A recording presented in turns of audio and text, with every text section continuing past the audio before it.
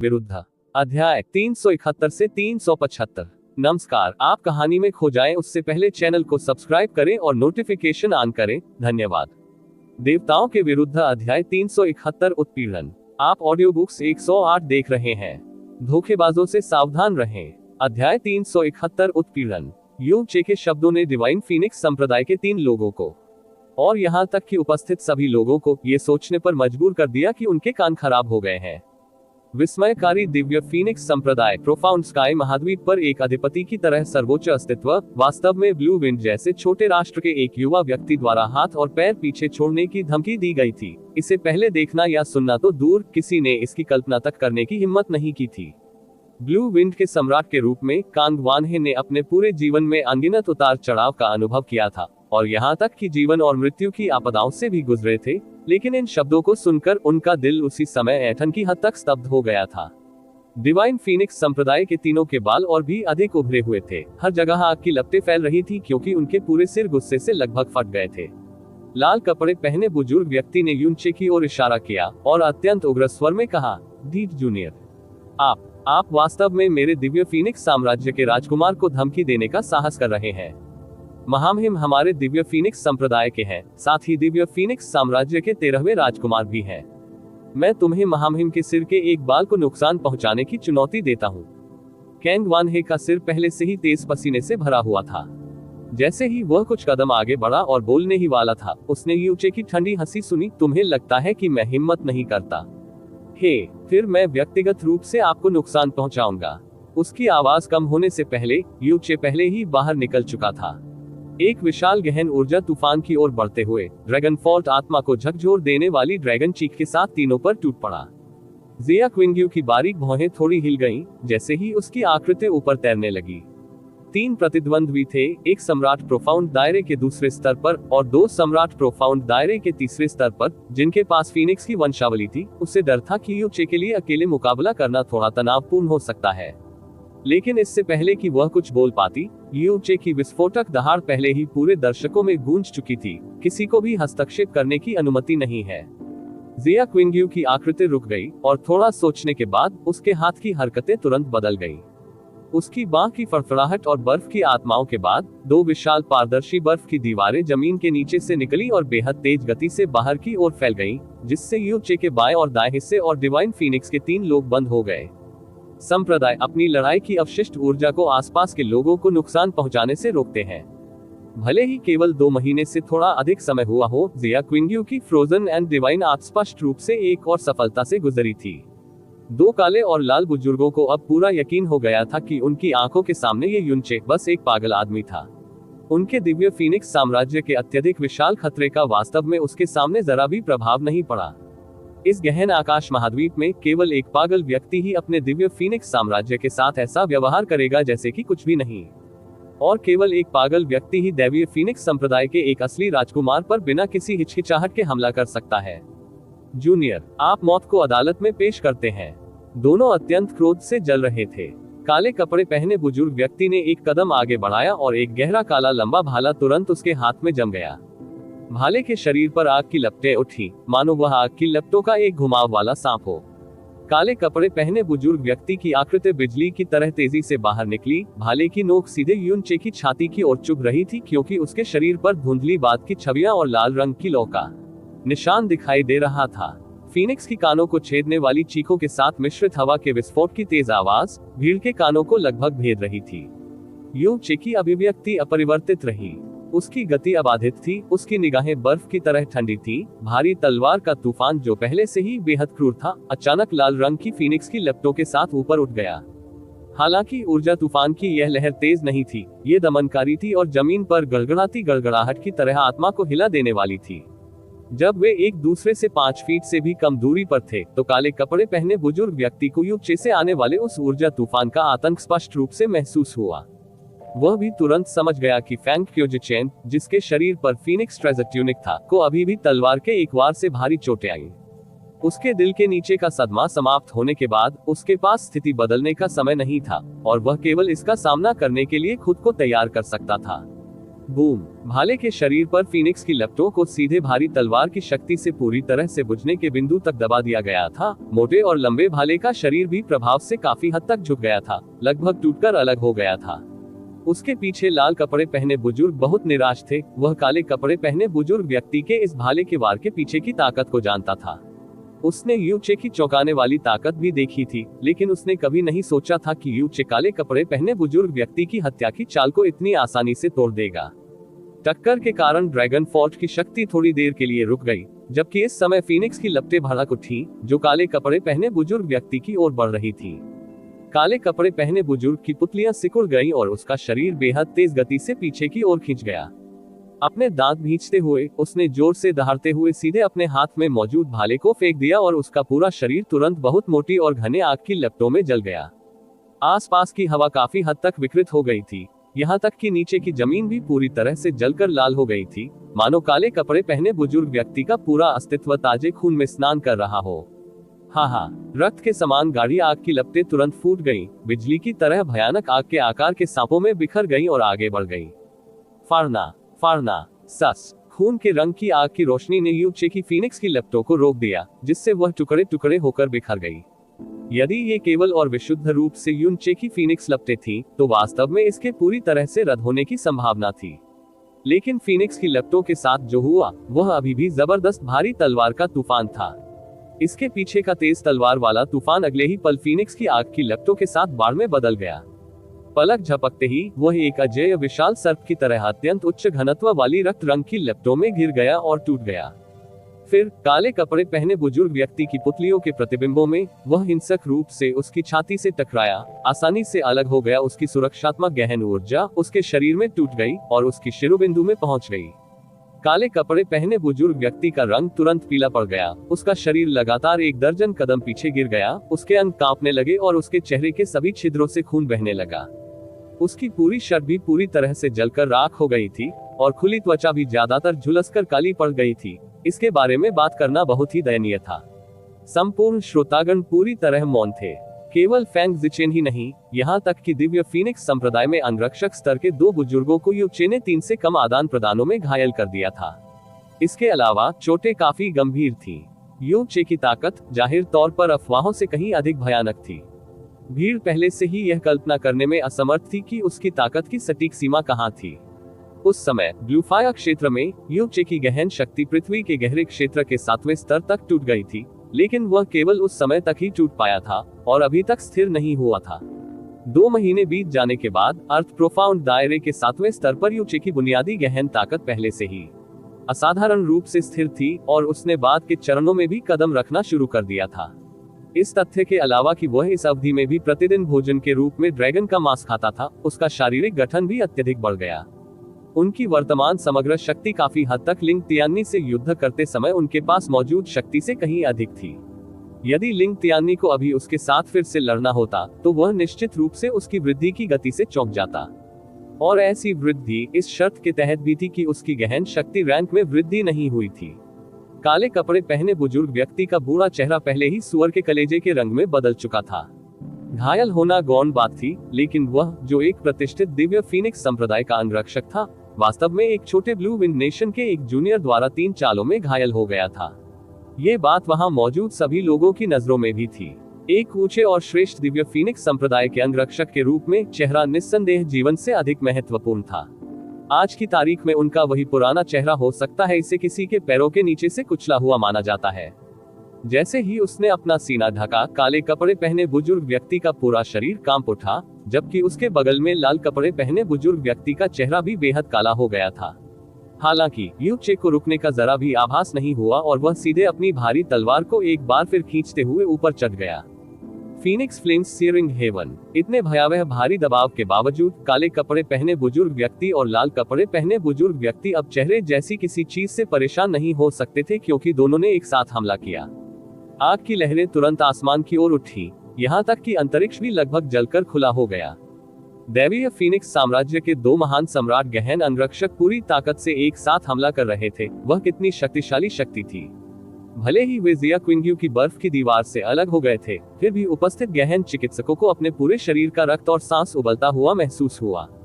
उनके दिल लगभग उनके शरीर से बाहर निकल रहे थे क्योंकि उनका पूरा शरीर अकथनीय रूप से असहज महसूस कर रहा था। उन सभी के पास अपनी पूरी ताकत से खुद पर सुरक्षात्मक गहन ऊर्जा का निर्माण करने के अलावा कोई विकल्प नहीं था।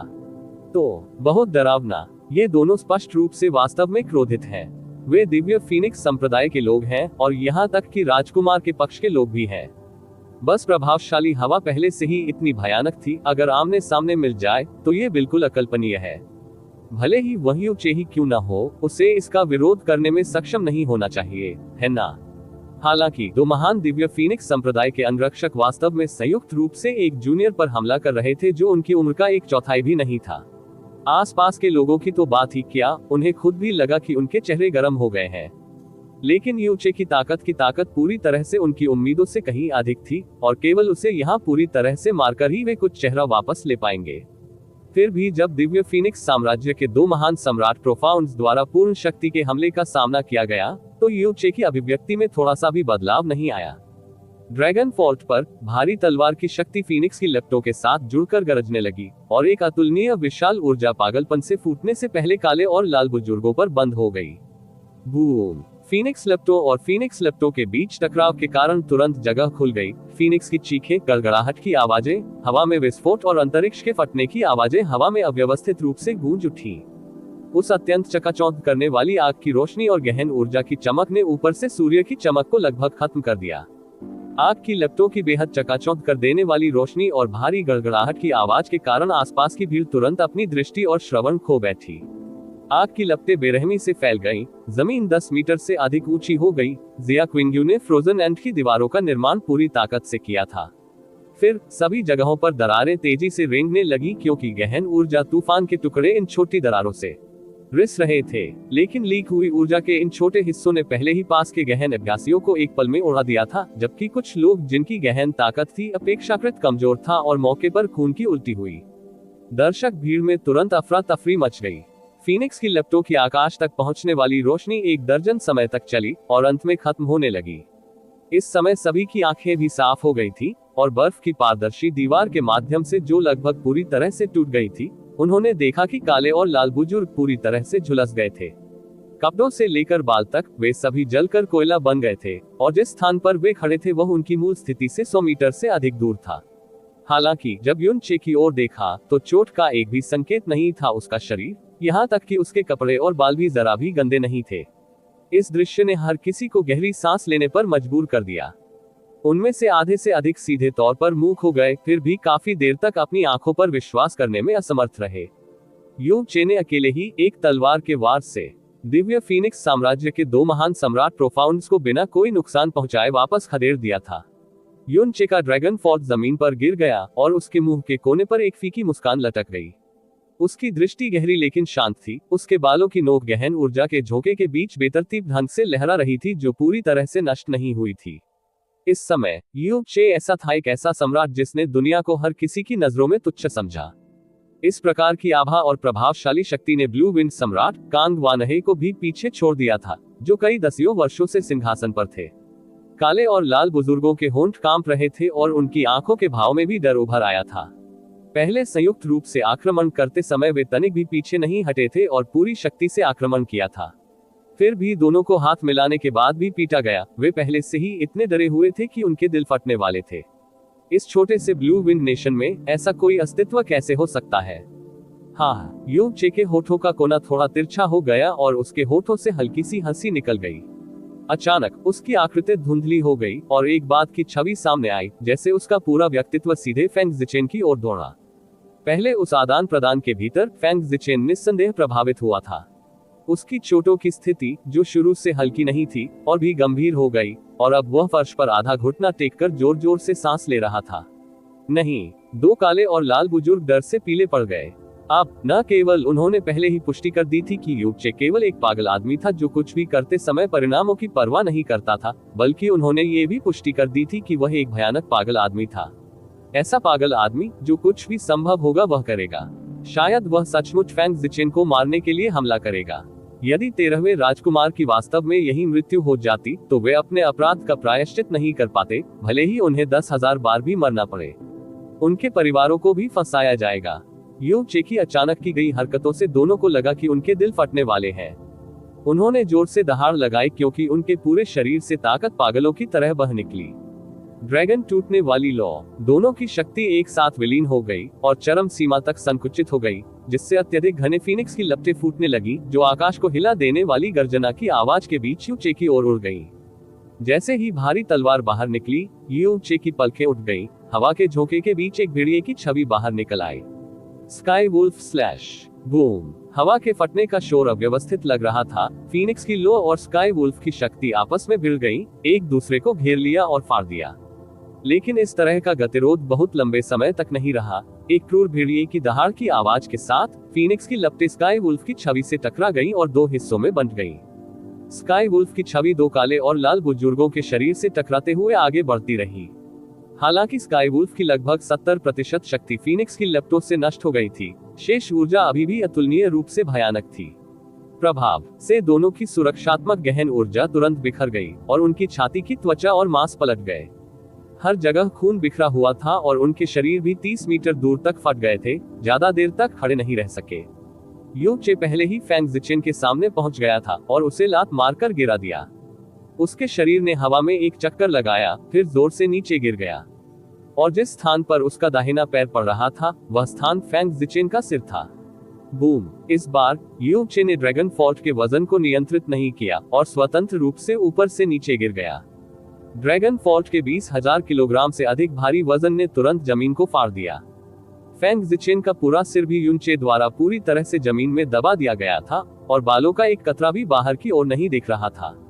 देवताओं के विरुद्ध अध्याय 372 दुखी केवल एक शब्द है। आप ऑडियो बुक्स 108 देख रहे हैं। धोखेबाजों से सावधान रहें। अध्याय 372 दुखी केवल एक शब्द है। दिव्य फीनिक्स साम्राज्य के 13वें राजकुमार के रूप में फैंग जिचेन ने अपना पूरा जीवन महिमा के साथ साथ दूसरों के भय और चापलूसी में बिताया था। किसी के द्वारा उसके सिर को जमीन के नीचे दबा दिए जाने के इस अभूतपूर्व अपमान को भूल जाए, उसने कब से किसी अपमान का अनुभव किया था।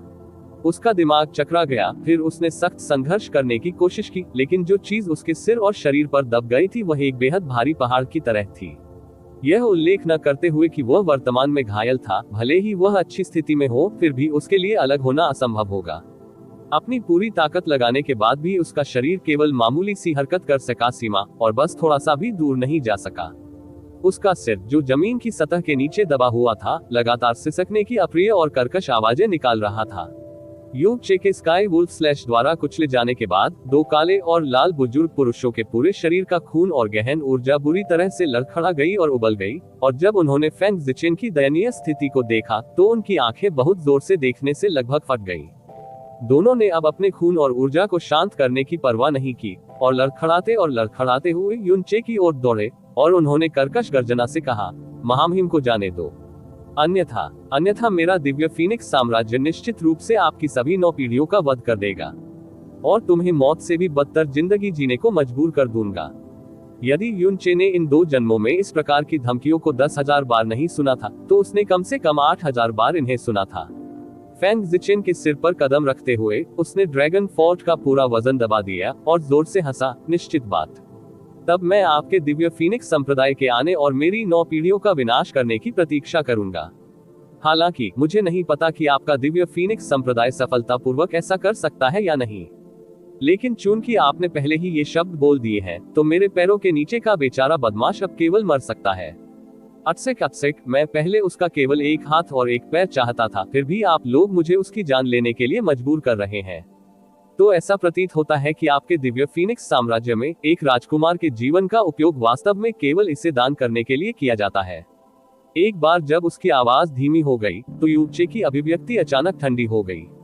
जैसे ही उसने ड्रैगन फोर्ट को उठाया, एक भयावह आभा क्षेत्र अचानक तलवार के शरीर पर संघनित हो गया और वह नीचे गिरने ही वाला था।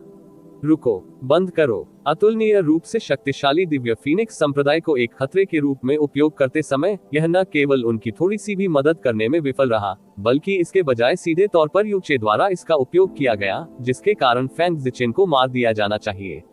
युन चे की हरकतें, जिनमें थोड़ी सी भी हिचकिचाहट नहीं थी, ने 2 काले और लाल बुजुर्गों को डर के मारे वही घुटने टेकने पर मजबूर कर दिया।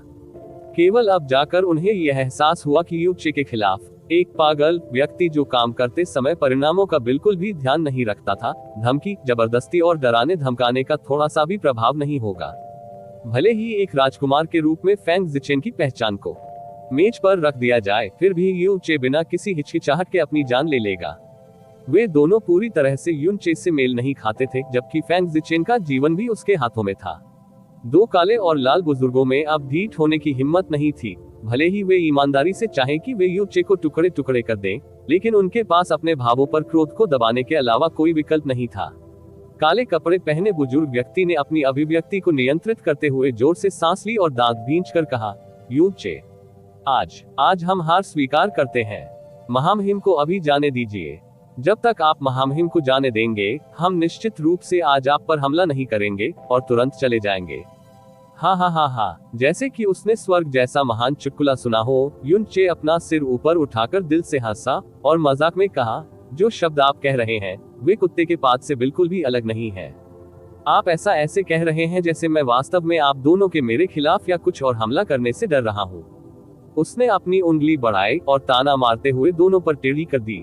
मैं उसे जाने नहीं दूंगा, तुम मुझ पर हमला क्यों नहीं करते? आओ चलो। आप काले कपड़े पहने बुजुर्ग व्यक्ति का चेहरा बेहद भद्दा हो गया। उसने लगभग एक कौर पुराना खून उस स्थान पर छिड़क दिया।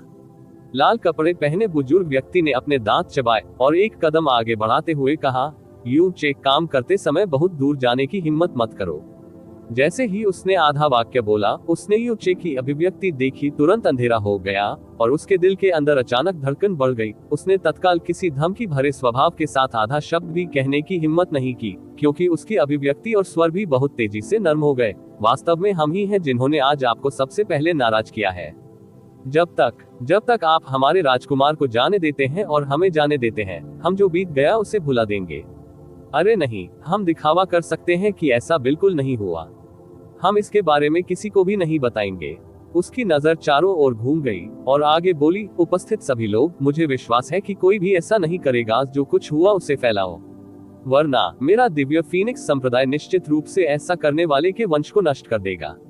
भले ही दिव्य फीनिक्स संप्रदाय के 3 शब्दों का यू चे के खिलाफ कोई खतरनाक प्रभाव नहीं था, दूसरों के लिए वे देवताओं से कम खतरनाक शक्ति नहीं थे। जैसे ही लाल कपड़े पहने बुजुर्ग के शब्द बोले गए, हर किसी का रंग रूप तेजी से बदल गया, क्योंकि वे सभी सर्दियों में सिकारों की तरह चुप हो गए। ये चाह रहे थे कि वे सिर हिलाकर मौके पर ही अपनी सहमति व्यक्त कर सके और इस खबर को किसी को भी न फैलाने के अपने दृढ़ संकल्प को प्रदर्शित कर सके। दिव्य फीनिक्स संप्रदाय के लोगों के मुख से निकले ये शब्द पहले से ही अत्यंत विनम्र और नीच माने जाते हैं। इतिहास में वास्तव में ब्लू विंड साम्राज्य में से कोई भी ऐसा नहीं था जो दिव्य फीनिक्स संप्रदाय के किसी व्यक्ति को इस तरह के लगभग भीख मांगने वाले इशारे को प्रकट कर सके। क्या ऐसा है? युन चे की नजरें दूसरी ओर घूम गईं, फिर भी उसकी नजर बेहद तिरस्कारपूर्ण थी। उसने इत्मीनान से कहा, तुम्हारे ये शब्द सीधे सीधे मेरी बुद्धि का अपमान कर रहे हैं। ऊंचे घोड़े की सवारी करने के लिए आप दोनों ने ब्लू विंड तक इस कुत्तेबाज राजकुमार का पीछा किया, फिर भी मेरे द्वारा ब्लू विंड एम्पायर के एक जूनियर द्वारा पीट पीट कर कुत्तों में तब्दील कर दिया गया। अगर इस बात की खबर फैल गई, तस्क आप लोग पूरे दिव्य फीनिक्स साम्राज्य को फंसा देंगे और उसका चेहरा खराब कर देंगे। एक समय उच्च और शक्तिशाली दिव्य फीनिक्स साम्राज्य विभिन्न देशों के बीच हंसी का पात्र बनकर रह जाएगा। स्वाभाविक रूप से यह कुत्ता धोखा राजकुमार इसके परिणाम स्वरूप नहीं मरेगा, लेकिन आपके लिए 2 पुरानी चीजें, यहाँ तक कि पीट पीट कर मार दिया जाना भी हल्का माना जाएगा। आप दोनों ऐसे लोग कहे जा सकते हैं जो चाहते हैं कि इस बात का इस पूरी दुनिया में सबसे ज्यादा प्रचार न हो, और शायद यही चाहते थे कि आप यहाँ मौजूद सभी लोगों को मारकर उनका मुंह बंद कर दें। फिर भी अब आप वास्तव में इसे सौदेबाजी के साधन के रूप में उपयोग कर रहे हैं। क्या तुम मेरे साथ एक मंदबुद्धि की तरह व्यवहार कर रहे हो? युन चे के शब्दों ने सीधे तौर पर 2 काले और लाल बुजुर्गों के शरीर पर प्रहार किया, जिससे उनके पूरे शरीर कांपने लगे। साथ ही इससे वहां मौजूद सभी लोगों को कुछ न कुछ एहसास भी हुआ।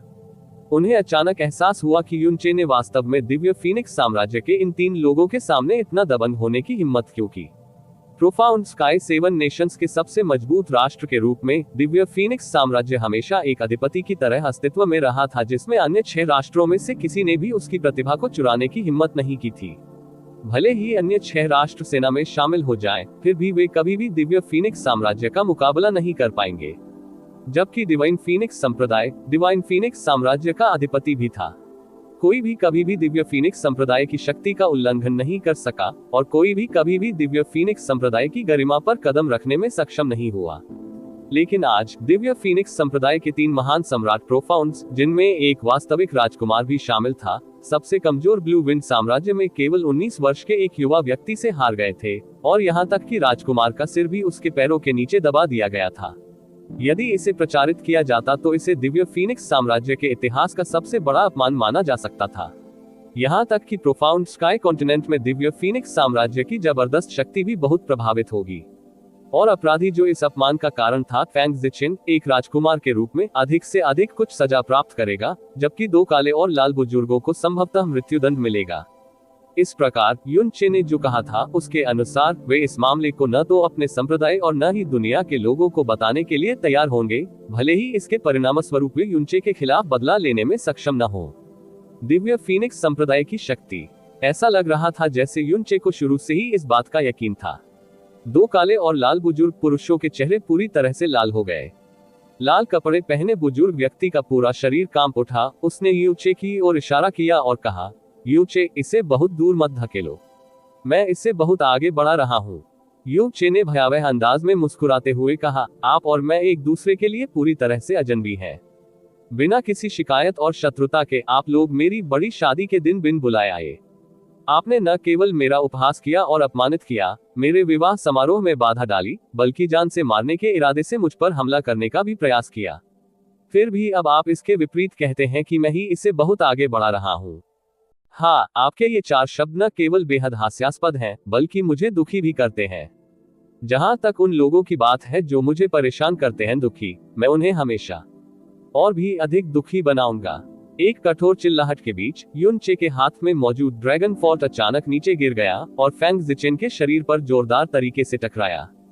बूम! फैंग ज़िचिन के शरीर पर भारी तलवार की भयंकर शक्ति का विस्फोट हुआ और हड्डियों के टूटने की अविश्वसनीय रूप से तेज आवाज, साथ ही नीचे की जमीन से आने वाली पीड़ा की चीख तुरंत बहुत दूर तक फैल गई। तलवार के इस वार से फैंग ज़िचिन के शरीर की 1 दर्जन से अधिक जगहों की हड्डियां टूट गईं और उसकी 1 दर्जन शिरोबिंदु भी टूट गईं। उसके शरीर में रक्त वाहिकाएं समूहों में अधिक फट गईं। उसके पूरे शरीर पर खून बह रहा था, मानो उसका पूरा शरीर रिसते हुए खून की थैली में बदल गया हो। महारानी, युनचे, आप, मैं क्या? युनचे की आंखें सिकुड़ गईं और एक बार फिर भारी तलवार उठाए, क्या आप ये कहना जारी रखना चाहते हैं कि मैं इसे बहुत दूर तक धकेल रहा हूँ? कोई बात नहीं, जितना चाहो कहो, मुझे बस आश्चर्य है कि मेरे पैरों के नीचे का ये बेचारा मेरी अगली तलवार के वार से बच पाएगा या नहीं। आप काले और लाल बुजुर्ग पुरुषों के शरीर ठंडे हो गए, उनका रंग भयानक रूप से पीला पड़ गया, बिना किसी खून के रंग के। अधमरे फैंग ज़िचिन को देखते हुए वे बहुत देर तक पूरा वाक्य भी नहीं बोल पाए। कैंग वानहे इस समय तेजी से बाहर निकले और कहा, युनचे, डिवाइन फीनिक्स का राजकुमार अभी भी युवा है, इसलिए वह जल्दबाजी में काम करता है, लेकिन फिर भी उसने कोई गंभीर परिणाम नहीं दिया। इससे कोई फर्क नहीं पड़ता कि उसने क्या गलत किया है, अंततः वह एक अतिथि है अब, जबकि उसे भी सबक सिखाया जा चुका है और वे पहले ही वादा कर चुके थे कि आज जो हुआ उसे भी भूल जाएंगे। यदि आपने वास्तव में डिवाइन फीनिक्स के राजकुमार को मार डाला तो इससे दोनों पक्षों का कोई भला नहीं होगा। अब उसे जाने देना कैसा रहेगा? युनचे स्वाभाविक रूप से फैंग ज़िचिन को मारना नहीं चाहता था, अन्यथा उसने बहुत पहले ही ऐसा कर दिया होता। फैंग ज़िचिन को गंभीर रूप से घायल करके उन्होंने शायद अपना चेहरा बचाने और भारी सजा से बचने के लिए इस मामले को छुपाया होगा, जबकि सारा अपमान और चोटें अपने पेट में समा ली। लेकिन अगर उसने वास्तव में फैंग ज़िचिन को मार डाला तो यह एक पूरी तरह से अलग धारणा होगी। युनचे अच्छी तरह से जानता था कि वर्तमान में उसका मूल रूप से दिव्य फीनिक्स साम्राज्य से कोई मुकाबला नहीं था। गुस्सा निकालना चाहिए, लेकिन इंसान को खुद नहीं मारा जा सकता। और मंच से नीचे उतरने के लिए सबसे अच्छी सीढ़ी स्वाभाविक रूप से कांग वानहे होगी। वह जानता था कि कांग वानहे निश्चित रूप से उचित समय पर आगे आएंगे। जब कैंग वानहे ने बात की तो युनचे, जिसके चेहरे पर जंगली अहंकार था, ने तुरंत सम्मान का भाव दिखाया। उसके शब्दों को गंभीरता से सुनने के बाद उसने बहुत सम्मानपूर्वक उत्तर देने से पहले केवल कुछ सेकंड के लिए सोचा, भले ही मैं वर्तमान में गुस्से में हूँ, क्योंकि यह महामहिम की आज्ञा है, युनचे स्वाभाविक रूप से पालन करेगा। जैसे ही उसने बोलना समाप्त किया, युनचे ने अपना पैर फैंग ज़िचिन के सिर से दूर कर लिया। फिर उसका पैर ऊपर उठा और फैंग ज़िचिन को लात मार दी, जिसका सिर 2 काले और लाल बुजुर्ग लोगों की ओर जमीन के नीचे फंसा हुआ था। दोनों जल्दी से आगे बढ़े और फैंग जिचेन को पकड़ लिया, जिसका शरीर खून से लथपथ था। हम्फ, तुमने मेरी शादी में खलल डाला और यहाँ तक कि मुझे मारना भी चाहा। मैं मूल रूप से आप सभी को यही समाप्त करना चाहता था, लेकिन चूंकि यह महामहिम ही थे जिन्होंने आपके लिए दया की प्रतिज्ञा की थी, तो मैं इस बार आपको जाने दूंगा। आपने अभी तक मेरे ब्लू विंड सम्राट के प्रति अपना आभार क्यों नहीं जताया? भले ही कांग वानहे सम्राट थे, उन महान संप्रदाय के प्रमुख लोगों ने हमेशा उनके साथ सतह पर सम्मान और नीचे से कृपालु निगाहों से व्यवहार किया था। कुछ ने सतह पर सम्मानजनक दिखने की जहमत भी नहीं उठाई। लेकिन आज जिस युनचे ने दिव्य फीनिक्स संप्रदाय पर निर्णायक रूप से अत्याचार किया और ब्लू विंड के शक्तिशाली प्राणियों को चौंका दिया, वह वास्तव में उसके प्रति बेहद श्रद्धालु था और तत्काल उसकी बातें सुनता था। पहली बार कैंग वानहे, जो इतने वर्षों तक सिंहासन पर थे, ने चाट से अपनी प्रतिष्ठा बढ़ने का एहसास चखा और यहाँ तक कि अनजाने में उनकी पीठ भी काफी हद तक सीधी हो गई। युनचे के प्रति उसके दिल में तुरंत अनंत कृतज्ञता पैदा हो गई। वह अच्छी तरह से समझता था कि युनचे का उसके प्रति इतना सरल रवैया वास्तव में उससे, कैंग वानहे, जो 20 वर्षों से अधिक समय तक सिंहासन पर बैठा था, को नीली हवा का शासक सम्राट बना देगा। देवताओं के विरुद्ध अध्याय 373 अत्यधिक प्रतिरोध। आप ऑडियो बुक्स 108 देख रहे हैं। धोखेबाजों से सावधान रहें। अध्याय 373 अत्यधिक निरोध। फैंग जिचेन पहले ही बेहोश कर दिया गया था, लेकिन हालांकि उसके शरीर पर चोटें आंखों को चौंका देने वाली थी, लेकिन वे घातक नहीं थी। काले और लाल बुजुर्गों ने बड़ी राहत की सांस ली, फिर भी उनके दिलों में गुस्सा और नफरत मूल रूप से शांत नहीं हो पा रही थी। हालांकि वे युनचे के समकक्ष नहीं थे, भले ही उनकी नफरत अब से 10 गुना अधिक प्रबल हो, फिर भी उन्हें इससे सहना होगा। वे दोनों आगे बढ़े, कांग वानहे का सामना किया और सिर झुकाकर कहा, महामहिम ब्लू विंड सम्राट, आपकी उदारता के लिए धन्यवाद। हो, इसकी कोई जरूरत नहीं है। कैंग वानहे ने अपना हाथ थोड़ा ऊपर उठाया, उसका शरीर एक सम्राट की गरिमा से भर गया था। मेरी ब्लू विंड सहित 7 राष्ट्र एक ही सांस और शाखाओं के हैं, हंगामा करने से किसी को कोई फायदा नहीं होगा। हालांकि आज के मामले में राजकुमार को भारी चोट लगी है, अंततः इसका कारण आपकी ओर से आया है। इस बिंदु के बारे में आप में से कोई भी इससे इनकार नहीं करेगा, है ना? और अगर इस बात की खबर फैल गई तो इससे न तो आपका फायदा होगा, न ही हमारा। इसके बजाय यह ऐसे परिणाम लाएगा जिनकी हम भविष्यवाणी करने में असमर्थ हैं। इसलिए जैसा कि आपने पहले कहा था, आज के मामले को ऐसे लिया जाएगा जैसे कि यह कभी हुआ ही नहीं। जो लोग उपस्थित हैं, मैं गारंटी दूंगा कि उनमें से कोई भी इस बारे में एक शब्द भी नहीं कहेगा, अन्यथा आपके पक्ष को हस्तक्षेप करने की कोई आवश्यकता नहीं है, क्योंकि हम उन्हें दंडित करने वाले पहले व्यक्ति होंगे। ऐसे में क्या आप में से किसी को कोई आपत्ति है? जब ब्लू विंड सम्राट ने अपनी बात खत्म की तो उसकी शक्तिशाली नजर ने आसपास को घुमा दिया। लिंग जी तुरंत बाहर खड़े हुए और ऊंची आवाज में कहा, महामहिम कृपया निश्चिंत रहें।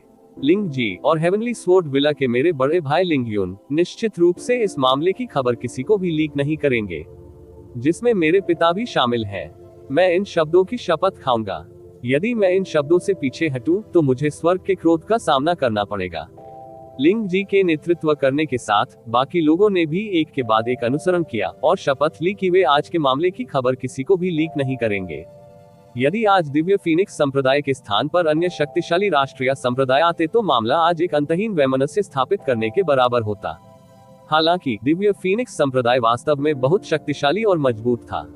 एक बार जब इस प्रकार की ताकत बहुत अधिक चमकदार हो गई और स्थानांतरित होने में असमर्थ हो गई, तो ये स्वाभाविक रूप से एक प्रकार का बोझ बन जाएगी, जिसे सम्मान के रूप में जाना जाएगा, जो वास्तव में दिव्य फीनिक्स संप्रदाय का सम्मान और प्रतिष्ठा थी। इसे कभी भी कुचला या अपमानित नहीं किया जा सकता, खासकर जब उनका मुकाबला ऐसे लोगों से हो जो उनसे बहुत कमजोर थे। तो इस निष्कर्ष ने एक बार फिर काले और लाल बुजुर्गों को बड़ी राहत की सांस लेने का मौका दिया। सतर्क निगाहों से वे आसपास की भीड़ में से निकल गए। फिर एक और शब्द कहे बिना वे फैंग जिचेन को लेकर शर्मनाक तरीके से चले गए और बहुत तेजी से वे सभी की दृष्टि से गायब हो गए, जबकि युनचे की आवाज उनके कानों में प्रवेश करते हुए जिस दिशा में वे गायब हो गईं, उसी दिशा में भेजी गईं। तुम तीनों सुनो, 5 महीने बाद मैं व्यक्तिगत रूप से 7 नेशन रैंकिंग टूर्नामेंट में भाग लेने के लिए डिवाइन फीनिक्स एम्पायर जाऊंगा। बेहतर होगा कि आप लोग ये सुनिश्चित करने के लिए तैयारी कर ले कि मैं 5 महीने बाद कभी वापस नहीं आऊंगा। मुझे निराश मत करो। टिल्डर दैवीय फीनिक्स संप्रदाय से आया ये बड़ा खतरा जो अचानक सामने आया, ठीक उसी तरह समाप्त हुआ जिसकी किसी ने कभी उम्मीद नहीं की होगी। जब फैंग जिचेन और उनका समूह सामने आए और यू चे के खिलाफ कार्रवाई की तो सभी ने सोचा कि इस बार यू चे पूरी तरह से तैयार हो गया है। हालांकि यू चे न केवल जरा भी घायल नहीं हुआ, न ही उसे कोई नुकसान हुआ, बल्कि उसने अपनी आश्चर्यजनक ताकत से दिव्य फीनिक्स संप्रदाय से आए 3 लोगों को बुरी तरह से हरा दिया था और यहाँ तक कि उनकी कमजोर एड़ी पर भी पैर रख दिया था। हालांकि उसकी ताकत और चतुराई भयावह थी, लेकिन उसकी तुलना में जो चीज अधिक भयावह थी वह थी उसकी निर्ममता और निर्णायकता। प्रारंभ में बनिंग हेवन कबीले के उसके विनाश ने ब्लू विंड को हिलाकर रख दिया था। आज की घटना से तुलना करने पर बनिंग हेवन कबीले को नष्ट करने का उनका कार्य मूल रूप से अब कुछ उल्लेखनीय नहीं माना जा सकता है। न केवल दिव्य फीनिक्स संप्रदाय के आगमन से यूनचे पर कोई नकारात्मक प्रभाव नहीं पड़ा, बल्कि उनकी प्रतिष्ठा और निवारक शक्ति एक बार फिर बढ़ गई थी। उनकी नजर में शीर्षक नंबर 1 है ब्लू विंड अब वर्तमान यूनचे का वर्णन करने के लिए पर्याप्त नहीं थी। उन्होंने यूनचे पर जो नजरें डाली उनमें बहुत गहरा सम्मान, सदमा और डर झलकने लगा। यूनचे ने पलटकर शांत मुस्कान के साथ कहा, हर कोई, मुझे सचमुच खेद है। मैंने लापरवाही से कुछ अतिसक्रिय जोकरों को भगाया जिससे सभी के मूड पर असर पड़ा। कृपया सभी लोग अपनी सीटों पर लौट जाएं। आज इस विनम्र व्यक्ति की बड़ी शादी है और आप सभी सम्मानित अतिथि निश्चित रूप से इसका आनंद लेंगे। पहले के मामले के संबंध में यूनचे की आंखें सिकुड़ गईं। मेरा मानना है कि हर कोई पहले ही इसके बारे में पूरी तरह से भूल चुका होगा, है ना? यूनचे ने वास्तव में शक्तिशाली दिव्य फीनिक्स राजकुमार को सिर्फ एक अतिसक्रिय जोकर के रूप में संदर्भित किया था जिसे उसने अनजाने में भगा दिया था। उपस्थित सभी लोगों का दिल पसीज गया और यूनचे के अंतिम शब्द, वह धमकी, उनके हर एक दिल और आत्मा में घुस गई। वर्तमान में यूनचे के शब्द निस्संदेह एक शाही फरमान थे जिसे टाला नहीं जा सकता था। उपस्थित सभी लोगों ने जल्दी से जवाब दिया और एक पल के लिए विभिन्न ध्वनियां लगातार मिलती जुलती रही। उनमें से हर एक ने घबराकर आज हुई घटना को पूरी तरह से भूल जाने का वादा किया और फिर वे वापस बड़े विवाह हॉल की ओर मुड़ गए। उनमें से किसी की भी जल्दी छुट्टी लेने की हिम्मत नहीं हुई। ये सभी अपने अपने क्षेत्रों में शक्तिशाली और अहंकारी दिग्गज थे, फिर भी वर्तमान में उनके कदम विशेष रूप से धीमे थे क्योंकि वे सावधानी से आगे बढ़ रहे थे, विशेष रूप से जियो संप्रदाय के संप्रदाय मास्टर। जब वह अपनी सीट पर लौटे तो उनके नितंबों की हिम्मत नहीं हुई कुर्सी पर बहुत जोर से बैठना। जहां तक क्राउन प्रिंस कैंगलिन और तीसरे प्रिंस कैंग शुओ की बात है, जिनकी अंतरात्मा दोषी थी, उनके चेहरे और भी अधिक पीले थे। गर्मियों का सूरज तप रहा था, फिर भी उनके शरीर ठिठुर रहे थे क्योंकि वे लगातार अपना ठंडा पसीना पोंछ रहे थे। हालांकि उनकी स्थिति एक साम्राज्य के राजकुमारों के समान थी, दिव्य फीनिक्स राजकुमार की तुलना में वे मूल रूप से किसी भी चीज से कम नहीं थे। यूनचे ने दिव्य फीनिक्स राजकुमार को अपने पैरों के नीचे दबाने की भी हिम्मत की थी, इसलिए यदि वह उन्हें कुचलना चाहता था तो यह मूल रूप से एक चींटी को कुचलने से अलग नहीं होगा। विशाल विवाह हॉल की छत में एक बड़ा छेद यूनचे द्वारा स्वयं किया गया था, लेकिन त्वरित सफाई के बाद शादी आगे बढ़ी। हालांकि माहौल में स्पष्ट रूप से बदलाव आ रहा था, खासकर जब यूनचे टोस्ट दे रहा था तो उसका सामना करने वाला कोई भी व्यक्ति भय और घबराहट से भरा नहीं था। वह भयभीत नजर, मूल रूप से ऐसा लग रहा था मानो उनमें से हर एक घुटने टेककर यूनचे को टोस्ट लौटाना चाहता हो। एक ताकतवर व्यक्ति दूसरों को उससे डरने का कारण नहीं बन सकता। उदाहरण के लिए लिंग तियानी दर्जनों वर्षों तक ब्लू विंड में नंबर 1 रहे थे, हालांकि उनके प्रति लोगों में अधिक सम्मान, प्रशंसा महसूस हुई। वह ऐसा व्यक्ति था जिसकी ओर देखा जा सकता था और उसके बारे में बात करने में शायद ही कोई डर था। क्योंकि भले ही लिंग तियानी क्षमता के मामले में बेहद मजबूत थे, आमतौर पर वह एक बहुत ही विनम्र व्यक्ति थे। जो लोग उससे डरते थे वे ही अत्यंत नीच और क्रूर लोग थे। हालांकि यूनचे अलग था। न केवल उनकी क्षमताएं मजबूत थीं, जो हर किसी की अपेक्षाओं से अधिक थीं, उनके व्यक्तित्व को प्रतिशोधी और अत्यधिक अत्याचारी कहा जा सकता था। उनके साधन और भी अधिक निर्णायक और क्रूर थे। एक महान संप्रदाय जो 1000 वर्षों तक समृद्ध रहा था क्योंकि उन्होंने उसके परिवार को पकड़ लिया था। ऐसी स्थिति में भी जब उनमें से कोई भी घायल नहीं हुआ था, उसने तुरंत उस पूरे संप्रदाय को नष्ट कर दिया। जहां तक शक्तिशाली दिव्य फीनिक्स राजकुमार की बात है, एक परम व्यक्तित्व जिससे पूरे प्रोफाउंड स्काई महाद्वीप में बहुत से लोग अपमानित करने में सक्षम नहीं होंगे, उसने वास्तव में बिना किसी हिचकिचाहट के उसे पीटा और यहां तक कि उसके सिर पर अपने पैर से हमला भी किया था। इस तरह के व्यक्तित्व के साथ, उस तरह की ताकत के साथ, कौन उससे अपमानित करने की हिम्मत करेगा? उसके विरुद्ध विद्रोह करने का साहस किसने किया? उनका सम्मान न करने का साहस किसने किया? और यह एक निवारक भी था जिसे यूनचे ने तब से जानबूझकर बनाया था। सभी सम्मानित अतिथियों के अपनी सीटों पर वापस आ जाने के बाद यूनचे और कैंग यू के बीच विवाह समारोह आगे बढ़ा। हालांकि समारोह के मास्टर की आवाज कांपने लगी और कभी कभी वो हकलाने भी लगे, जो अंततः ठीक होने से पहले ठीक 15 मिनट तक जारी रहा। बहुत जल्दी जियोली ने अपनी सीट ले ली और उसकी सीट प्रभावशाली ढंग से कैंग वानहे के समान स्तर पर थी। उपस्थित सभी लोगों को जियोली के चेहरे की विशेषताएं दृढ़ता से याद थी। ये वह बूढ़ा व्यक्ति था जिसकी गहरी ताकत केवल यही थी, स्पिरिट प्रोफाउंड रियलम, जो सौम्य दिखता था और उलटफेर से भरा हुआ था, जिसने बनिंग हेवन कबीले का विनाश किया। उपस्थित मेयर और ग्रैंड मास्टर वर्ग के लोग जियोली को बार बार देखते थे। उन्हें डर था कि एक दिन वे उसका रूप भूल जाएंगे। वे लगातार खुद को चेतावनी देते रहे कि जब भी वे उसे देखें तो निश्चित रूप से उसके साथ अपने पिता की तरह व्यवहार करें। यदि वे गलती से उसे नाराज कर देते हैं तो उनके संप्रदायों का विनाश बहुत बुरा परिणाम होगा। हालांकि जो माहौल भय और सतर्कता से भरा हुआ था, वह बहुत लंबे समय तक कायम नहीं रहा, क्योंकि घंटियों और ढोलों से बजने वाले जश्न के संगीत ने एक बार फिर उस जगह को जीवंत बना दिया। हर कोई धीरे धीरे ढीला पड़ने लगा और जोर जोर से शोर मचाने लगा। लाल रेशम को पकड़कर यूचे बड़े हॉल के बाहर से अंदर चला गया। लाल रेशम के दूसरी तरफ जियो लिंगजी की बाह के नेतृत्व में फीनिक्स गाउन में कैंग यू थी, जो हल्के से और शर्म से आगे बढ़ रही थी। पहले की अप्रत्याशित घटना ने कैंग यू को डरा दिया। हालांकि जैसे ही धूल जम गई और युनचे को किसी भी प्रकार की चोट नहीं लगी, उसके दिल में चिंतित बैडम एक बार फिर दूसरे प्रकार के चिंतित बैडम में बदल गया। आज सूरज की रोशनी असाधारण रूप से हल्की थी। उसका फीनिक्स गाउन मंत्रमुग्ध कर देने वाला चमक रहा था, क्योंकि चमकदार सूरज की रोशनी उस पर प्रतिबिंबित हो रही थी। गौरवपूर्ण और शानदार चमक ने हर किसी की आंखों को चकाचौंध कर दिया। चमकीला लाल सोना धागा हुआ फीनिक्स कोरोनेट पतले लंबे मोती के लटकन से ढका हुआ था, जो उसके माथे के केंद्र में माणिक और उसके हल्के पाउडर वाले स्नो जेड चेहरे को थोड़ा ढक रहा था। उसकी गहरी भौहें, बर्फ जैसी त्वचा, चमकदार आंखें और गहरे भूरे रंग के होंठ नाजुक और गतिशील थे। वह शर्मीली मुद्रा जिससे किसी का भी दिल दहल सकता था, और मोतियों की लटकन जो उसके चेहरे को थोड़ा छिपा रही थी, ने उसके आकर्षण को कई गुना बढ़ा दिया। मानो वह एक महिला थी जिसे स्वर्गीय दरबार से निकाल दिया गया था। उसकी सुंदरता अलौकिक थी। उसके जीवन काल में आज का दिन निस्संदेह वह क्षण था जब वह सबसे खूबसूरत थी। उसका वर्तमान एक परी की तरह था जो एक पेंटिंग से बाहर निकल आई थी। लोग उसकी पूर्ण सुंदरता से अपनी आंखें नहीं हटा पा रहे थे। उसकी सुंदरता और उस निराकार लालित्य और अनुग्रह ने उन सभी को वशीभूत कर लिया जिन्होंने उसे पहले देखा था और जिन्होंने नहीं देखा था। जो लोग उसे सीधे देखते थे वे अनजाने में अपनी सांसें रोक लेते थे, उनकी आंखें चौंधिया जाती थी।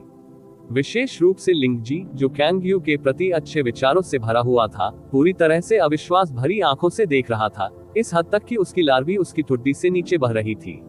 वह ब्लू विंड इंपीरियल परिवार की एकमात्र राजकुमारी थी। वह संपूर्ण ब्लू विंड में सबसे सम्मानजनक स्थिति वाली महिला थी। साथ ही उसके पास सुंदरता भी थी जो देश को हिला सकती थी, और ऐसी सौम्यता भी थी जिससे कोई भी आदमी खुद को दूर नहीं कर सकता था। ऐसा लगता था मानो दुनिया के निर्माता ने अपना सारा प्यार उस पर उड़ेल दिया हो। उपस्थित सभी सम्मानित अतिथि मन ही मन प्रशंसा में आह भर रहे थे, और केवल युनचे ही ऐसी महिला के योग्य हो सकती थी जो स्वर्ग का गौरव थी, और केवल ऐसी महिला ही युनचे के लिए योग्य थी जिसकी उम्र 20 भी नहीं थी, फिर भी वह ब्लू विंड के शिखर पर कदम रख चुकी थी। कैंग यू ने अपने पैर की उंगलियों को देखा और अपने दिल की धड़कनें गिन ली। जियो लिंगजी की बाह पकड़कर कदम दर कदम आगे बढ़ते हुए उसने अपने हाथों में लाल रेशम को मजबूती से पकड़ रखा था। हर कदम के साथ एक छवि जो केवल उसकी और युनचे की थी, उसके दिमाग में उभर आती थी। न्यू मून सिटी में उनकी मुठभेड़ से वे एक साथ भाग गए, प्रतिकूलताओं पर एक साथ विजय प्राप्त की, और भावनाएं अनजाने में उसके मन में खिलने लगी। फिर हेवनली स्वॉर्ड विला में जीवन और मृत्यु का अलगाव उस चिरस्थायी दुख और दुख के साथ सामने आया जिसे उसने उस अवधि के दौरान महसूस किया था, सपने जैसी खुशी के लिए जिसे उसने महसूस किया था जब उसने उसे एक बार फिर से देखा था। और आज से वो उसकी पत्नी होगी। इसके बाद वह जीवन भर उसके साथ रहेगी। उसकी हर चीज उसके जीवन में एकीकृत हो जाएगी, और उसकी हर चीज पूरी तरह से उसकी हो जाएगी। इसका एक एक क्षण अचानक ऐसा लगा मानो यह एक फलता फूलता सपना हो। वह इतनी आनंदित थी कि यह यथार्थवादी नहीं लग रहा था। घंटियों और ढोलों के गगनभेदी हर्षित संगीत ने सभी के कान भर दिए। महान हॉल में कांग वानहे और जियोली के सामने ब्लू विंड में सर्वोच्च स्थिति के अनगिनत व्यक्तियों की आंखों के नीचे गर्जना की आवाज के तहत, जिसे समारोह के मास्टर बाहर खींचने की पूरी कोशिश कर रहे थे, धनुष विनिमय समारोह शुरू किया। पहले स्वर्ग और पृथ्वी को प्रणाम करो, बड़ों को दूसरा प्रणाम, पति और पत्नी अदला बदली करें।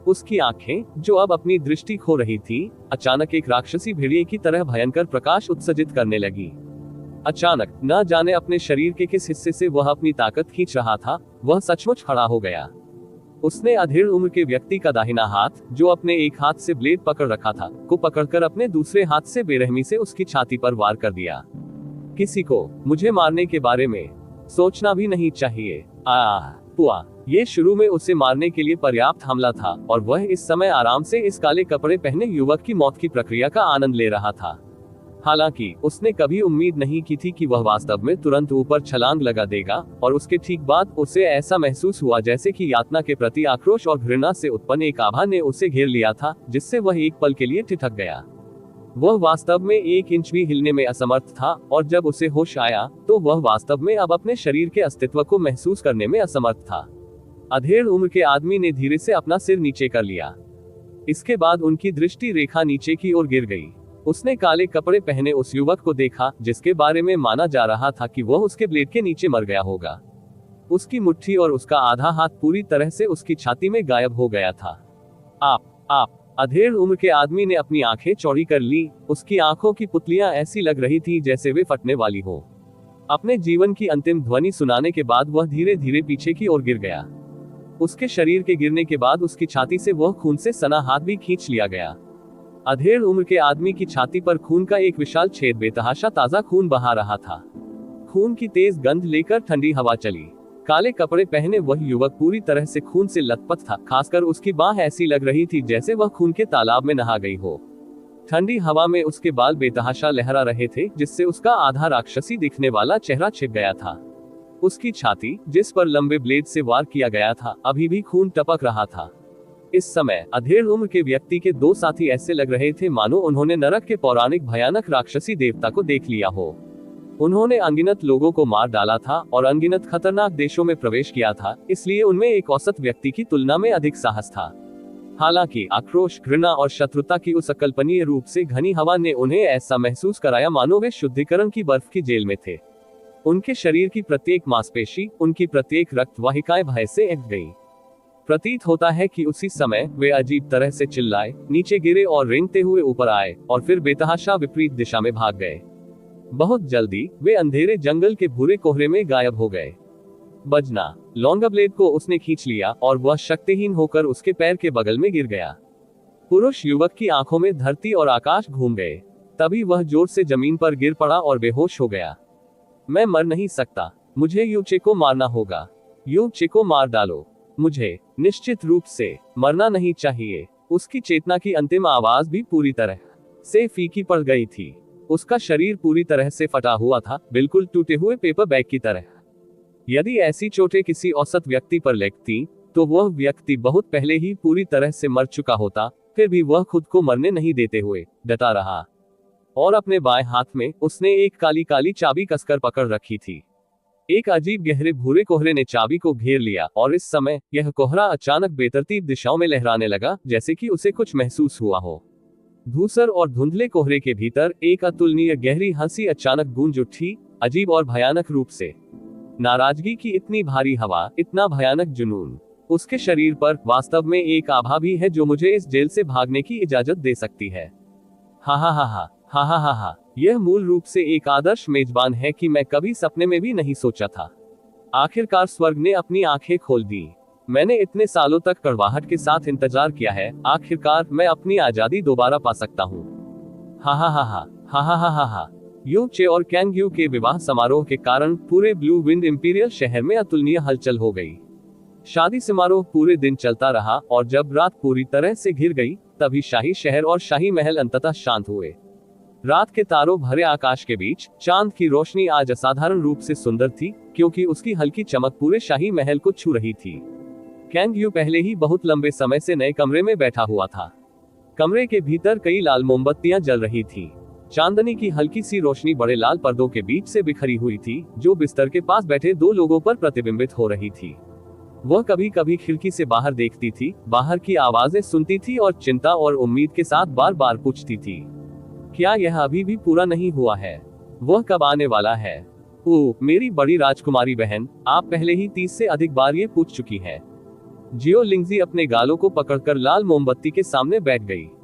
उसने खिड़की से बाहर देखा और चिंतित मन से कहा, बाहर पहले से ही शांति हो गई है, इसलिए उसे जल्दी ही यहाँ आ जाना चाहिए। चरमराहट। इस समय कसकर बंद दरवाजे को धीरे से धक्का देकर खोला गया। मोमबत्तियों की रोशनी उधार लेते हुए दोनों लोगों ने उस आकृति को स्पष्ट रूप से देखा जो अंदर आ रही थी। कैंग यू का कोमल शरीर थोड़ा कांप गया और फिर वह चिंता और खुशी से चुपचाप अकड़ गया।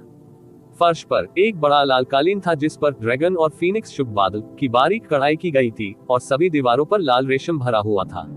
गेंदे के फूलों के आलीशान गमले के ऊपर दो बड़ी लाल मोमबत्तियां चमकदार चमक से चमक रही थी और सोने की लाह से मोमबत्तियों पर एक उभरता हुआ ड्रैगन और फीनिक्स उकेरा हुआ था। लहराती हुई मोमबत्ती की आग साफ सुथरे सोने से चमकते पर्दों पर चमक रही थी और पूरा कमरा धुंधले स्वप्न जैसे रंग से भर गया था। हालांकि इनमें से सबसे सुंदर चमक उन दो लोगों का मुकाबला करने में असमर्थ थी जो लंबे समय से उसकी प्रतीक्षा कर रहे थे।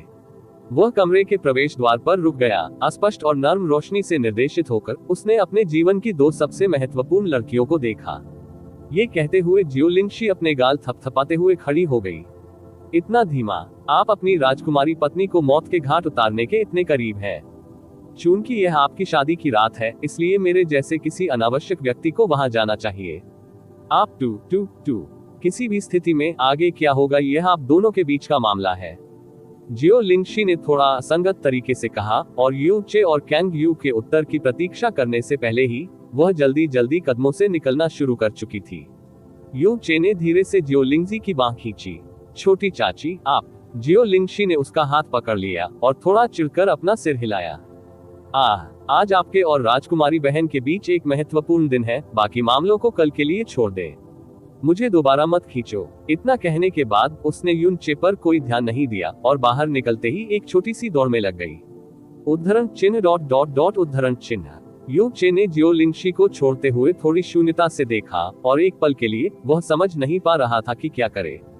वह हमेशा जियो लिंगजी की मनोदशा को स्पष्ट रूप से समझने में सक्षम था। वह समझ सकता था कि उसकी छोटी चाची की वर्तमान भावनाएं थोड़ी सी विकार में थी। यू चे ने बड़े कदम उठाए, कांग यू के पास पहुंचा और धीरे से उसने उसका फीनिक्स कोरोनेट उतार दिया। उस पल शर्म और डरपोकपन की झलक लिए हुए कैंग यू का आकर्षक चेहरा उसकी आंखों में झलक रहा था।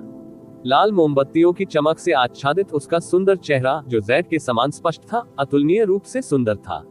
यू चे की ध्यान भरी निगाहों को महसूस करते हुए कैंग यू ने चुपचाप अपना सिर नीचे कर लिया। उसके गालों के दोनों किनारों पर हल्का गुलाबी रंग पड़ गया था। यू चे उसके बगल में बैठ गया। उसके सुगंधित कंधों को हल्के से गले लगाते हुए उसने धीरे से कहा, बड़ी बहन, मैंने तुम्हें इंतजार कराया। जैसा कि उसने धीरे से कहा, कैंग यू का चेहरा लाल हो गया। उसका दिल जोर जोर से धड़क रहा था। पति, क्या आप अब भी मुझे वरिष्ठ बहन कहकर बुलाएंगे? उस समय जब वे न्यू मून प्रोफाउंड पैलेस में थे तो उन्हें वास्तव में एक दूसरे को वरिष्ठ बहन और कनिष्ठ भाई के रूप में संदर्भित करना चाहिए था। हालांकि संक्षेप में कहें तो यून चे न्यू मून प्रोफाउंड पैलेस में जिस समय रुके थे वह 2 दिन भी नहीं था। उसके बाद एक दूसरे को सीनियर सिस्टर और जूनियर ब्रदर कहना एक आदत भी थी और याद भी। उसने जिस पति को बुलाया उससे यून चे का शरीर नर्म हो गया। वह मुस्कुराया। कैंग यू की ओर देखते हुए उसने धीरे से कहा, क्या आप चाहते हैं कि मैं आपको युए या जुएरुओ कहूं? कैंग यू ने धीरे से कहा, जब तक पति को ये पसंद है कोई एक ठीक है। कभी यदि कोई स्त्री अपने पति से ब्याह कर ले तो उसका पति ही उसके लिए स्वर्ग होगा। जब तक पति को पसंद है मुझे भी पसंद आएगी। रात के आकाश में चांद की रोशनी को अस्पष्ट करने वाले बादल हवा से तितर बितर हो गए, जिससे नए कमरे में चमकने वाली रोशनी अधिक उज्जवल और स्पष्ट हो गई। मैं अक्सर कल्पना करती हूँ कि अगर मैं अपने पति से नहीं मिली होती तो मैं इस वक्त कहाँ होती। क्या पिताजी का पहले ही निधन हो चुका होगा? क्या पूरा शाही परिवार पहले ही धुएं और राख से भर गया होगा? या यह अन्य लोगों के हाथों में चला गया होता? कैंग यू यूचे के कंधे पर झुक गई। उसकी आंखें कोहरे की तरह धुंधली थीं। पति, तुम सबसे बड़ा उपहार हो जो स्वर्ग ने मुझे मेरे पूरे जीवन में दिया है। पति से शादी करने के बाद मैं कैंग यू अब मेरे जीवन में वह कुछ भी नहीं है जो मैं चाहती हूँ। मैं ही हूँ। यून चे ने अपनी आंखें बंद कर ली और धीरे से कहा, अगर मैं उस समय जुएरुओ से नहीं मिला होता तो शायद मैं न्यू मून सिटी में पहले ही मर चुका होता। और यह आप ही थे जो मुझे शाही शहर ब्लू विंड प्रोफाउंड पैलेस में ले आए और मुझे रैंकिंग टूर्नामेंट में शाही परिवार का प्रतिनिधित्व करने की अनुमति दी। जिसने मुझे अपने जैविक दादाजी से मिलने की अनुमति दी, जिन्होंने मुझे मेरे बारे में बताया सच्ची पृष्ठभूमि भी। और केवल तभी वर्तमान में होगा। ज़ुएर्वो से मिलना भी स्वर्ग द्वारा मुझे दिया गया एक बहुत बड़ा उपहार है। जैसे ही वे दोनों अपने अतीत को याद करते थे, युवा लड़की के शरीर की खुशबू और एक आदमी की गंध लगातार उनकी गंध की इंद्रियों और दिल की धड़कनों को छेड़ती रहती थी। उनके शरीर करीब और करीब आते गए। अंत में कांग यू के सुगंधित होठों को यूचे ने धीरे से चूमा और उसके शरीर को बिस्तर पर भी उसके द्वारा दबाया गया। उसका दिल एक छोटे हिरण की तरह था जो लगातार धड़क रहा था। उसी समय उसके पाउडर से सने चेहरे के दोनों किनारों पर चक्करदार लालिमा छा गई थी। उसने अपनी आंखें बंद कर ली। उसका दिल और दिमाग उसके चुंबन से रोमांचित हो गया, जिससे उसे उसकी सुगंधित जीभ चूसने, उसके दांतों को सहलाने और उसका स्वाद लेने की अनुमति मिल गई। अनजाने में उसके कपड़े पहले ही परत दर परत यूचे द्वारा उतार दिए गए थे। बिना किसी प्रकार के आवरण के उसका समृद्ध और नाजुक बर्फीला सफेद शरीर उसकी दृष्टि के सामने प्रकट हो गया। युन चे ने इस संपूर्ण और दोषरहित ज़ैड शरीर को सहलाते हुए अपने दिल की संतुष्टि का आनंद लिया। जैसे ही वह खेल रहा था, कैंग यू विलाप कर रही थी। उसकी कोमल और प्यारी कराहें किसी के दिल और आत्मा को सुन्न कर सकती थी।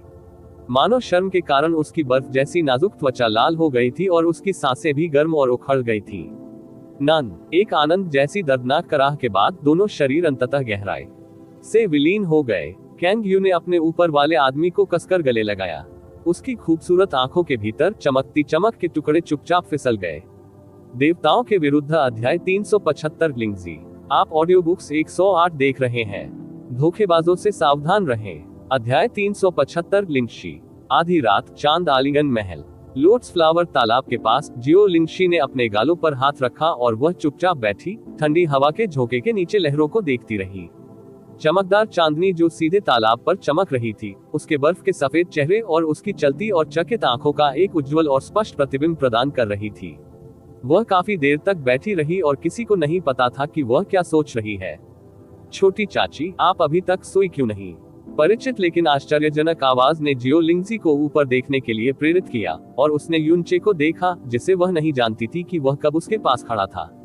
स्तब्ध होकर उसने धीरे से उसे पुकारा, लिटिल चे, तुम यहाँ क्यों हो? क्या आपको आज राजकुमारी बहन के साथ विवाह कक्ष में नहीं होना चाहिए? आप उसके साथ क्यों नहीं जा रहे हैं और इसके बजाय यहाँ आए हैं? वह पहले से ही सो रही है। फिर तुम्हारे बारे में थोड़ा चिंतित होकर मैं तुम्हें यहाँ पाकर तुम्हारे कमरे में गया। यू चे बोलते हुए मुस्कुराया। फिर वह एक कदम आगे बढ़ा और जियो लिंगशी के पास बैठ गया और लोटस फ्लावर तालाब के दृश्य का आनंद लेने लगा जो चांदनी के नीचे चमक रहा था। मुझे नींद नहीं आ रही। जियो लिंगशी ने नीचे देखा और उसका दिल अचानक तेजी से धड़कने लगा। वह एक पल के लिए रुकी और फिर धीरे से बोली, तुम मेरे बारे में चिंतित क्यों हो? मेरे साथ कुछ भी गलत नहीं है। आज आपका सारा समय और विचार राजकुमारी बहन के साथ होना चाहिए। युन चे ने कोई उत्तर नहीं दिया। इसके बजाय उसने जियो लिंगशी को कुछ देर तक घूर कर देखा, फिर अचानक अपना हाथ बढ़ाया, उसके कंधे पर रखा और उसे गले लगाने के लिए करीब खींच लिया। आह! जियो लिंगजी सदमे में धीरे से चिल्लाई। हालांकि उसने विरोध नहीं किया और धीरे से उसके अंदर लेट गई। चिंगुल, क्या आपको ऐसा नहीं लगता? ये दूसरी बार जैसा ही है। यू चे ने मुस्कुराते हुए कहा। जियो लिंगशी की गंध महसूस की। अन्य समय क्या? 3 साल पहले जब मेरी पहली शादी हुई थी, वो रात भी आज जैसी ही थी। रात के आसमान के नीचे मैं उसी तरह छोटी चाची को गले लगा रहा था। ये वाक्य उन दोनों की यादों को ताजा करता प्रतीत होता है, क्योंकि उन्हें तुरंत उस दिन की यादें ताजा हो गईं। उस अस्पष्टता में अस्पष्ट रूप से निश्चित चीजें शामिल थीं, लेकिन फिर भी यह चुपचाप उन्हें मदहोश कर देती थी। उनमें से कोई भी उस रात की छवि को तोड़ने को तैयार नहीं था। वह रात यूचे और जिया क्विंगयू की शादी की रात मानी जा रही थी। हालांकि उन्होंने पूरी रात जियो लिंगजी को पीछे के पहाड़ में अपने आलिंगन में बिताई। आज रात यह उसकी शादी की रात थी और इसी तरह वह जियो लिंगजी के पास था। ये वैसा नहीं है। जियो लिंगजी ने धीरे से अपना सिर हिलाया और धीरे से उत्तर दिया, उस समय जब तुम जिया क्विंगयू से शादी करने जा रहे थे, वास्तव में मुझे खुशी से ज्यादा दुख महसूस हुआ। जैसे जैसे शादी नजदीक आई, मुझे लगा कि लिटिल चे अब मेरा नहीं रहेगा, किसी और का हो जाएगा। इसके अलावा मुझे डर था कि जिया क्विंगयू आपके साथ दुर्व्यवहार करेगा या आपको धमकाएगा भी। उन्हें फ्लोटिंग क्लाउड सिटी में नंबर 1 प्रतिभा माना जाता था। तुम्हारा उससे कोई मुकाबला नहीं था और मैं अब तुम्हारी रक्षा के लिए तुम्हारे साथ खड़ा नहीं रह सकता। ऐसा लगता है कि पिताजी की भी यही भावनाएं थी। वह खुश था कि तुमने शादी कर ली, लेकिन साथ ही वह बहुत तनाव में भी था। लेकिन इस बार बिल्कुल अलग है। जियो लिंगजी की खूबसूरत आंखें तुरंत चमक उठी। राजकुमारी बहन एक राजकुमारी है। वह पूरी ब्लू विंड में सबसे सम्मानित लड़की है। वह सौम्य है और बहुत सुंदर दिखती है। मैं कह सकता हूँ कि पिताजी भी आज असाधारण रूप से खुश हैं। ये पहली बार है जब मैंने उसे नशे में देखा है। लिटिल चे को इतनी अच्छी पत्नी मिलते देखकर मुझे भी बहुत खुशी होती है। उद्धरण चिन्ह ... यदि छोटी चाची सचमुच खुश हैं, तो आप सो क्यों नहीं पा रहे हैं और इसके बजाय यहाँ अकेले दिवास्वप्न देख रहे हैं। जियो लिंगशी चुप हो गया। वह यू चे की छाती के इतनी करीब झुक गई कि वह उसके दिल की धड़कन सुन सकती थी। थोड़ी देर बाद उसने अंततः कहा, मुझे अचानक पुराने समय की याद आती है। वो समय मैं और लिटिल चे एक साथ थे, हर मिनट, हर सेकंड। अगर मैं चाहता तो लिटिल चे को कभी भी देख सकता था। उस समय लिटिल चे पूरी तरह से मेरा था और ऐसा लगता था मानो पूरी दुनिया हमारी हो। यू चे, अब लिटिल चे बड़ा हो गया है और बहुत मजबूत हो गया है। कई लोग आपकी प्रशंसा करते हैं और आपने पूरी दुनिया की सबसे बेहतरीन लड़कियों से शादी भी की है।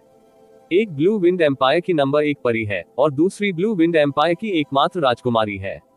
मैं बहुत खुश और गौरवान्वित हूँ, लेकिन थोड़ा दुखी हूँ। क्योंकि जियो लिंगशी ने धीरे से उसके करीब जाने के लिए खुद को कसकर सिकोड़ लिया, जैसे कि अगर वह थोड़ी देर के लिए भी आराम करेगी तो वह गायब हो जाएगा। क्योंकि मैं अब लिटिल चे के नक्शे कदम पर नहीं चल सकता और आपकी दुनिया में नहीं रह सकता। मैं बहुत सामान्य हूँ। मैं राजकुमारी बहन से तुलना नहीं कर सकता, जिया क्विंग्यू से तुलना नहीं कर सकता। आज जो लोग आए थे वे सभी बड़ी हस्तियां थे जो मुझे आमतौर पर किंवदंतियों में सुनने को मिलती हैं। मेरे पास लिटिल की रक्षा करने की क्षमता भी नहीं है चब। इसके बजाय मैं केवल लिटिल चे का बोझ बन सकता हूँ। युन चे के हाथों से जियो लिंगशी के होंठ धीरे से ढके हुए थे, जिससे वह आगे कुछ नहीं बोल पा रही थी। छोटी चाची, क्या आप जानती हैं? युन चे ने शांत और दृढ़ स्वर में कहा, यदि आप वास्तव में चाहती हैं कि मैं बताऊं कि मेरे दिल में सबसे महत्वपूर्ण कौन है, तो वह व्यक्ति निश्चित रूप से आप ही होंगे। इसके अलावा ये हमेशा तुम ही रहोगे। इससे कोई फर्क नहीं पड़ता कि कौन या क्या, आपको बदला नहीं जा सकता। इसलिए मैं निश्चित रूप से किसी को ये कहने की इजाजत नहीं दूंगी कि मेरी छोटी चाची दूसरों से कमतर है, भले ही वह आप स्वयं ही क्यों ना हो। एक बहुत ही शांत चीख सुनाई दी, मानो इस भाषण से उसका हृदय द्रवित हो गया हो। जियो लिंगशी का कोमल शरीर कई बार कांप गया और उसके दिल की धड़कन तेज हो गई। फिर उसने युन चे की छाती पर हाथ रखा और थोड़ा हंसी। लिटिल चे हमेशा लिटिल चे रहेगा। इतनी तेज तर्रार मुझे खुश कर रही है। मैं अभद्र भाषा बोलने वाला नहीं हूँ। मैं छोटी चाची से जो भी वाक्य कहता हूँ वह मेरे दिल से आता है। मैं आज जो कहता हूँ वह सत्य है और जो मैंने अतीत में कहा था वह भी सत्य है।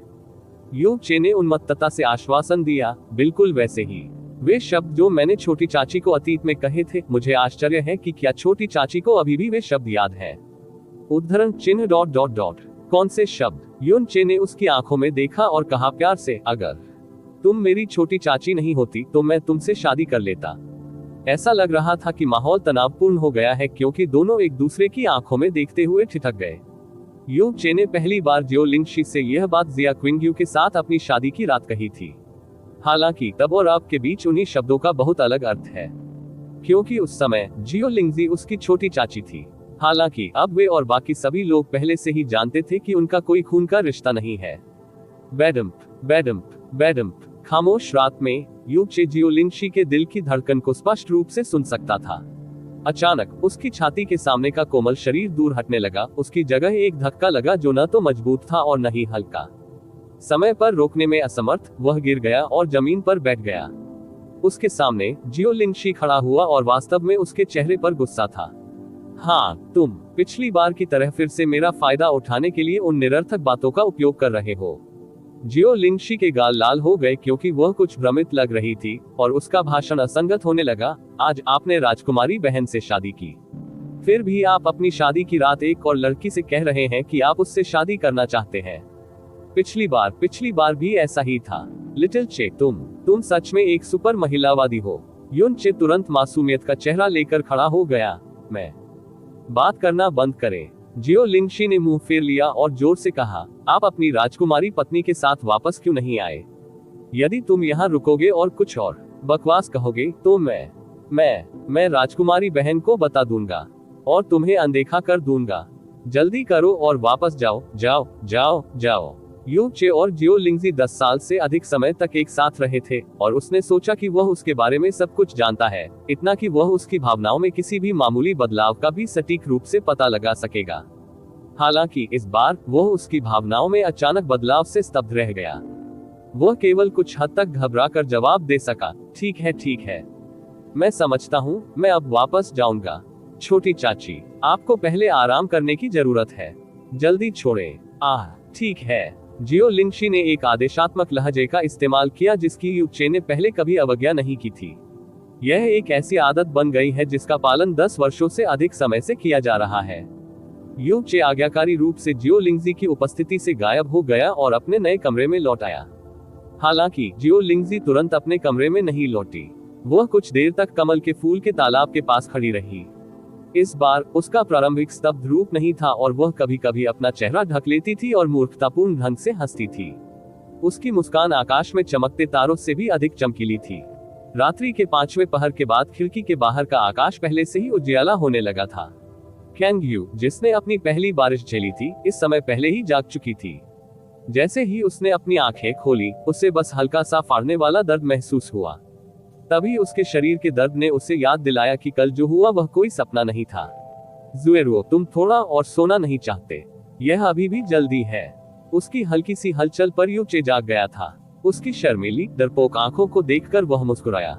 ओह, जब उसने अपने सामने पूरी तरह से नग्न पुरुष शरीर और उसके समान नग्न शरीर को देखा, तो कैंग यू ने एक चीख निकाली जो एक छोटे जानवर की तरह लग रही थी और उसने अपने शरीर को कंबल में छिपा लिया। थोड़ी देर बाद उसने धीरे से कहा, आज एक विवाहित जोड़े के रूप में हमारा पहला दिन है। हम आज पहले पिताजी का सम्मान करेंगे। क्या मैं पहले आपको अपने कपड़े पहनने में मदद करूं? उद्धरण चिन्ह ... उद्धरण चिन्ह। अस्पष्ट लाल घूंघट के पीछे कैंग यू बिस्तर पर घुटनों के बल बैठ गई और अपने पतले हाथों से यू चे को उसके कपड़े पहनने में मदद की। इस बिंदु पर वह अब एक राजकुमारी नहीं थी, बल्कि अपने पति की कोमल देखभाल करने वाली एक पत्नी थी।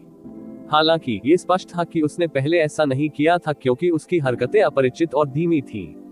पूरी प्रक्रिया के दौरान वो पूरी तरह से नग्न थी और युन चे द्वारा उसे लगातार छुआ जा रहा था। जब उसने आखिरकार उसे कपड़े पहनने में मदद की तो वह पहले से ही हौंफ रही थी और उसका चेहरा लाल हो गया था। फिर उसने बेतहाशा अपनी खुद की कढ़ाई वाली सुनहरी फीनिक्स पोशाक पहनी। यू चे, ससुर को सम्मान दे, आप पिता को सम्मान दें। यू चे और कैंग वानहे को सम्मान देने के लिए हाथों में हाथ डाले मोनाक पैलेस में आए। कैंग वानहे ने धीरे से सिर हिलाया और प्रसन्नता पूर्वक मुस्कुराया। चियर, अब जब मैंने यूर को तुम्हें सौंप दिया है तो मैं पूरी तरह से आश्वस्त महसूस करता हूँ, खासतौर पर इसलिए क्योंकि आप दोनों एक दूसरे से प्यार करते हैं। यह इससे अधिक उत्तम नहीं हो सकता। योए कामा को भी स्वर्ग में शांति मिलेगी।